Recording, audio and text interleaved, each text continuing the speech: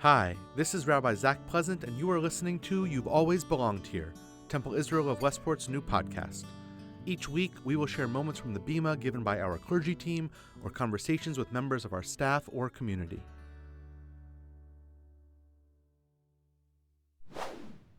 I will be your shelter, open on all sides. I will take you in and stand by your side. No matter where you come from or where you'd rather be, I will be your sanctuary.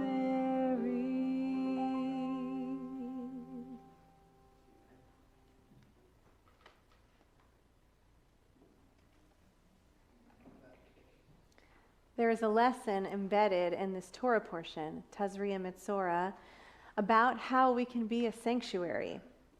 And it lies in the repeated phrase, Vayar HaKohen V'hinei. The priest shall look and behold. We read this description of how one should respond when confronted with difficulty, in this case, an ancient skin disease, over 30 times in this week's Torah portion. Vayar HaKohen V'hinei. The priest shall look and behold. Look at something deeply uncomfortable, unpleasant, and even scary, and behold it, truly take it in. Whenever a phrase is repeated in the Torah, it is an intentional and meaningful choice, an invitation to look closer. Here, the Torah offers us valuable insight about our natural inclination when confronted with something unpleasant or uncomfortable, which is to turn away from it, to avoid it, or to banish it from the camp, as the Israelites did with a diseased person. Here, the Torah asks us to do something different. Rather than turn away from the challenge, we are asked to look at it and take it in. Because the problem, which is so annoying and inconvenient, is that avoiding difficulty doesn't make it disappear. Our Torah portion gives us these repeated reminders to actually turn towards what we want to avoid. Only by turning towards can we find a path to healing, a path to inviting the ostracized person back into the camp, and coming together as a full community where no one is excluded. Right here and now at Temple Israel in 2026, our goal is the same as it was for our ancestors, to come together as a full community where no one feels on the outside. This is our congregational intention, and it is also one of my personal priorities as a cantor. I'm sensitive to the need for inclusivity because of my own experience as a queer person and someone who grew up in an interfaith family. I know what it's like to feel on the outside, to wonder if you will be accepted, and to sense that people have some subconscious fear or dislike of you based on your upbringing, politics, or beliefs. Because I know the pain of being excluded, I work extra hard to ensure that our community is a space where everyone can feel invited, included, and secure, especially across lines of difference. I feel this imperative now more than ever as our broader society tries to push us in the opposite direction. Our modern world doesn't like subtlety and nuance, preferring to sort everything into binary categories. Social media feeds and real-life interactions alike have become so black and white, so all or nothing, that it feels like we've lost the ability to see each other as full, complex human beings in the face of difference. This has been especially true for us when approaching the topic of Israel. One of the most painful aspects of this post-October 7th era has been witnessing the way we are turning away from one another within the Jewish community. it can sound like this: if you believe this, then we are no longer friends. If you support this leader, then you are not welcome in my circle.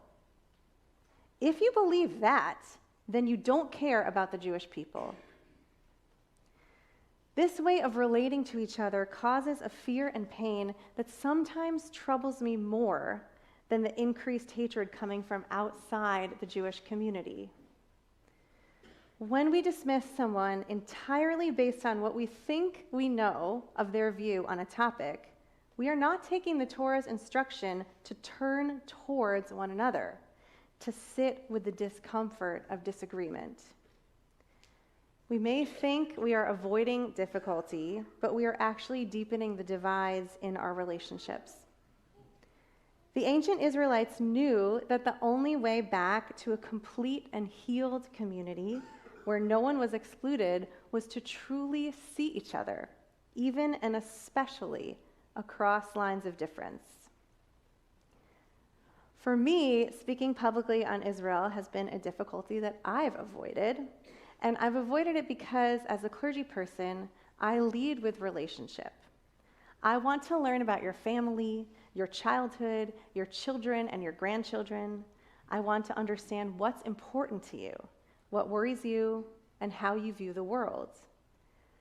Once we're in relationship, it becomes infinitely easier to navigate conflict and disagreement.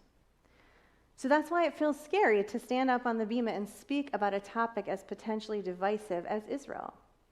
I worry that something I say will make you feel less safe or make you question if there's space for you here.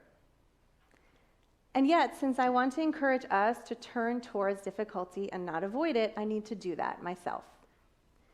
And I need to trust, as I encourage us all to trust, that there is goodwill enough and space enough and compassion enough for us to navigate divergent views together and not have it feel catastrophic.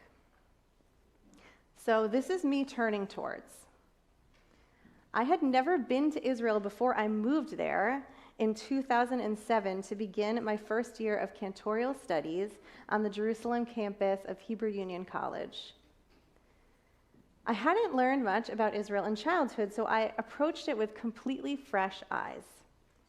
I fell in love with the beauty of the land and the complex fierceness and tenderness of the people. Today, almost 20 years later, I am hurt and worried by what seems to me a fundamental misunderstanding of Israel from outside the Jewish community. We cannot equate the people of Israel with the government of Israel. Just like in America, where the administration doesn't speak for the entirety of the American people, so too in Israel. It pains me when the broader community criticizes Israel and fails to specify that the critique is aimed at the government and not the citizens themselves. I have found myself at times deeply uncomfortable with some of the choices of Israel's current administration, but never with the humanity of its citizens. Maybe you feel how I feel, nervous to speak about a potentially divisive topic, loving Israel, finding yourself at times uncomfortable with the decisions of its current government. Or maybe your views are completely different from mine. No matter where we sit on Israel, or really any potentially divisive topic, let us take our cues from the Torah. Rather than turning away from what is uncomfortable, unpleasant, and scary, let us turn towards it. Let us learn from our ancestors that the only path back to a whole and healed community is to lean in to the discomfort of disagreement and to truly see one another. May we trust that there is goodwill enough, space enough, and compassion enough for us to navigate divergent views together with grace and with courage. Vayar hakohen v'hinei. May we see each other and take each other in. Thank you for listening to this week's episode of You've Always Belonged Here. Be sure to subscribe wherever you get your podcasts. To learn more about Temple Israel, visit our website, tiwestport.org, follow us on Instagram @Temple Israel Westport, or like us on Facebook, Temple Israel of Westport, Connecticut.